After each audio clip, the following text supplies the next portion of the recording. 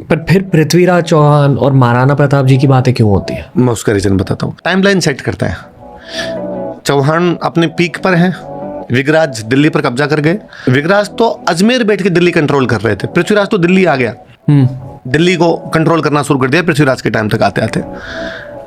उधर से Turk attack हो रहे हैं, टर्क दिल्ली पर कब्जा करना चाहते हैं।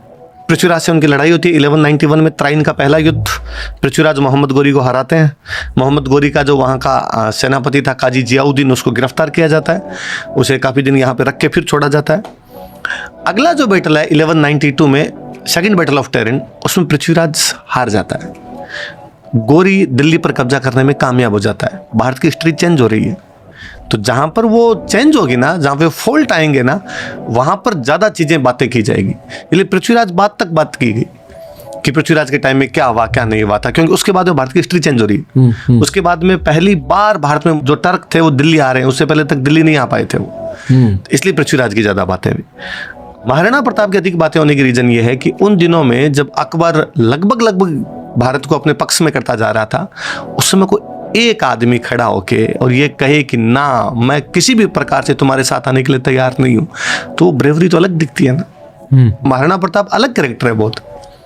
कैसे बनते थे राजा? पहले पिता राजा है, वो मरेगा तो उसका बेटा राजा बनेगा, वो मरेगा तो उसका बेटा राजा बनेगा, यही तो था मोनार्की सिस्टम, यही। तभी हम डेमोक्रेसी लाए। एक ही परिवार के पास पावर नहीं भाई, जनता के पास में जन चाहिए, ऐसा ही तो कुछ है। महाराणा प्रताप के जो पिताजी थे वो है महाराणा उदय सिंह।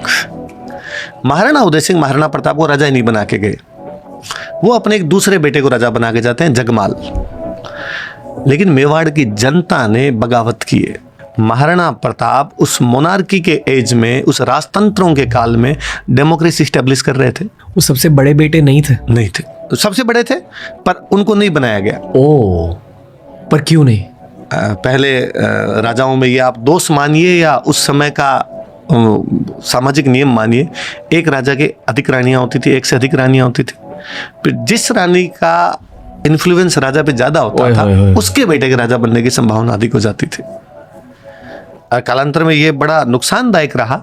हालांकि शुरुआत में अधिक शादियां करने के पीछे लॉजिक ये था कि राजा के अधिक शादियां होंगी तो अधिक बच्चे होंगे, तो अपने लोगों के पास में पूरा सेंट्रलाइज सिस्टम रहेगा, कंट्रोल में रहेंगे, सेना बड़ी होगी, अपनी सेना को संभालने वाले लोग होंगे।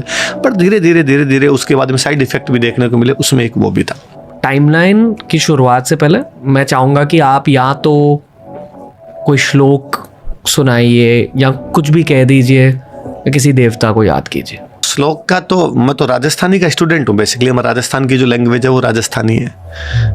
तो हमने सबसे अधिक याद किया धरती को, और हमने कहा भाई इससे बड़ा कोई नहीं है, सबसे बड़ी देवी ये है। तो हमारे सूर्यमल मिशन बहुत बड़े एक स्कॉलर हुए, उन्होंने बहुत अच्छी एक लाइन कही कि इला न देनी आपणी हालरियो हुल राय, कोई पूत सिखाना पालना न मरण बढ़ाई माए। कि एक माँ अपने बच्चे को जब झूला झुलाती है ना बचपन में, तब भी राजस्थान में सिखाती थी कि तू मर जाना पर धरती किसी को मत दे देना, धरती माँ है। जननी जन्म भूमिश्च सर्गोदपि गृहसि, कि माँ और मातृभूमि से बढ़कर कोई नहीं होता है।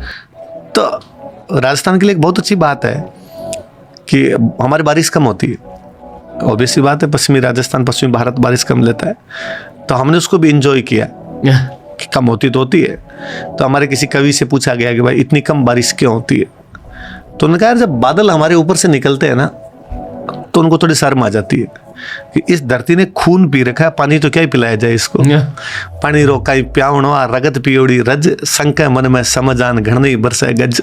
कि मन में ये शंका कर लेते हैं, इसलिए हमारे यहाँ पर बरसते नहीं है। तो राजस्थान तो रक्त भूमि है जी। जय भवानी। जय भवानी।